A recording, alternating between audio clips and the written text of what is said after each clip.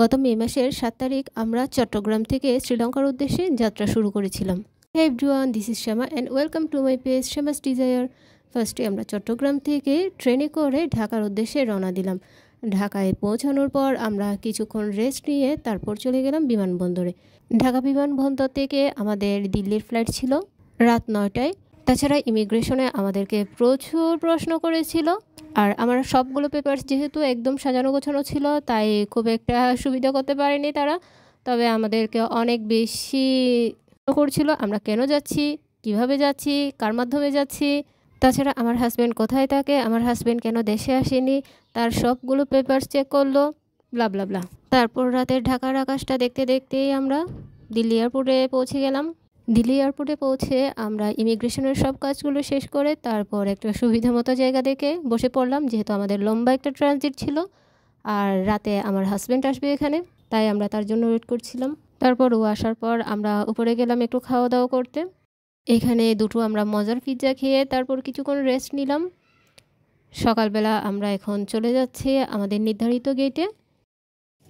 দিল্লি এয়ারপোর্টটা ভীষণ সুন্দর এবং গোছানো পরিপাটি, আর এখানে বিশ্বের যত বড় বড় ব্র্যান্ড আছে, কাপড়, ব্যাগ, সব কিছুর যত বড় বড় ব্র্যান্ড আছে সব ব্র্যান্ডেরই এখানে আউটলেট আছে। ওখানে ডিউটি ফ্রি দোকানগুলোতে আমরা অনেকক্ষণ ঘোরাঘুরি করেছিলাম, তবে সেগুলোর ভিডিওগুলো সামহাও নেওয়া হয়নি। তাছাড়া সব জায়গায় ভিডিও করতে আমি একটু শাই ফিল করি। আমাদের এই ফ্লাইটটা 1 ঘন্টার মতো ডিলে ছিল।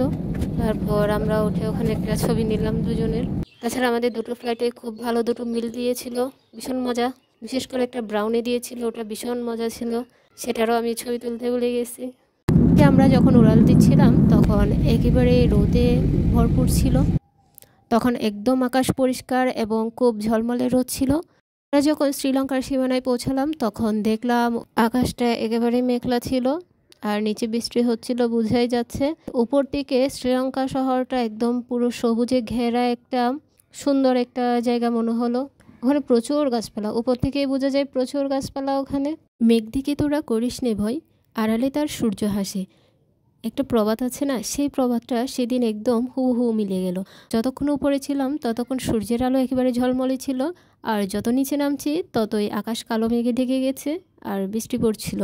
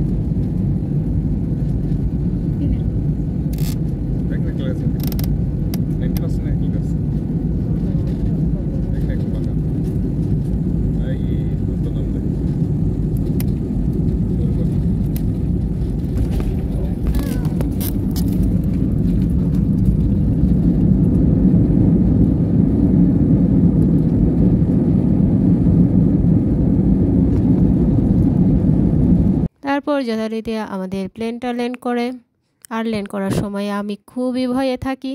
শ্রীলঙ্কার ইমিগ্রেশনে আমাদেরকে কোনো প্রশ্নই করা হয়নি, যেহেতু আমরা ই ভিসা নিয়ে গিয়েছিলাম। আর তাদের বিমানবন্দরটা ছোটোখাটো ছিমছাম, ভীষণই সুন্দর, অনেক গোছানো একটা বিমানবন্দর। আর এখানে আমাদের ব্যাগেজগুলো কালেক্ট করে আমরা দাঁড়িয়েছিলাম আমাদের গাড়ির জন্য। বাইরে তখনও ঝিরিঝিরি বৃষ্টি পড়ছিল। আর আমরা মে 8 তারিখ শ্রীলঙ্কায় গিয়ে পৌঁছাই। যেহেতু আমরা অনেক লম্বা একটা ট্রানজিট আর জার্নি করে ওখানে গিয়েছি, তাই আমরা খুবই ক্লান্ত ছিলাম। সেভাবে আর কোথাও কোনো ফুটেজ নেওয়া হয়নি। আর তাছাড়া আমাদেরকে ড্রাইভার একটা ভুল ঠিকানায় প্রথমে নিয়ে যায়, সেজন্য অনেকটাই বাসায় আসতে আসতে আমাদের রাত হয়ে যায়। আমরা যে হোমস্টেতে ছিলাম সেখানে পৌঁছোতে আমাদের অনেকটাই রাত হয়ে যায়। তারপর খেয়ে দিয়ে আমরা ঘুমিয়ে পড়ি। আমাদের এই শ্রীলঙ্কা ট্যুরে আমরা টোটাল 16 দিন ওখানে ছিলাম। ওখানে কোথায় কোথায় গিয়েছি, কি কি করেছি, কি কি খেয়েছি, সেগুলোই শেয়ার করব। আমি কোনো ব্লগার না, তাই আমি সেভাবে গুছিয়ে সব কিছু বলতে পারবো না, তবে আমাদের টুকটাক অভিজ্ঞতাগুলোই শেয়ার করব। সে পর্যন্ত সবাই পাশে থাকবেন। আর এটা হচ্ছে শ্রীলঙ্কায় আমাদের প্রথম সকাল।